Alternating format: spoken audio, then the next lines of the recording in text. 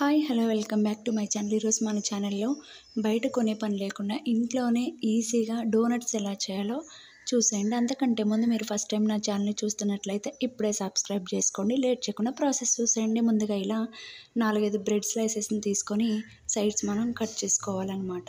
4 sides ఉంటుంది కదా, అది బ్రౌన్ కలర్లో అదంతా తీసేసుకొని ఇలా వైట్ పార్ట్ మాత్రమే మనము తీసుకోవాలి. తర్వాత పక్కనే ఒక ప్లేట్లో వాటర్ తీసుకొని ఆ వాటర్లో మనము ఈ బ్రెడ్ని డిప్ చేసి గట్టిగా పిండాలి. అందులో ఉన్న వాటర్ అంతా మనము పిండేయాలి. ఇలా వీడియోలో చూపిస్తున్న విధంగా పిండేసి డోనట్స్ షేప్లో మనము రెడీ చేసుకోవాలి. ఇలా మీకు ఎన్ని కావాలంటే అన్ని మనము రెడీ చేసుకోవచ్చు అన్నమాట. మరీ పలుచగా కాకుండా మరీ మందంగా కాకుండా మీడియంగా చేసుకోవాలండి.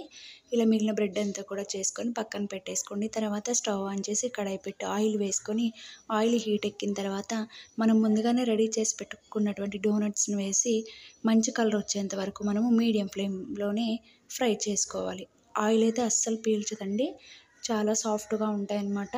తర్వాత అవి తీసి పక్కన పెట్టేసుకొని చాక్లెట్ సిరప్ అలాగే షుగర్ పౌడర్తో మీకు నచ్చిన విధంగా గార్నిష్ చేసుకుంటే ఎంతో టేస్టీ అయినటువంటి హోమ్ మేడ్ డోనట్స్ రెడీ. మీకు ఈ వీడియో నచ్చితే లైక్ చేయండి, షేర్ చేయండి, అలాగే మరిన్ని వీడియోల కోసం సబ్స్క్రైబ్ చేయండి.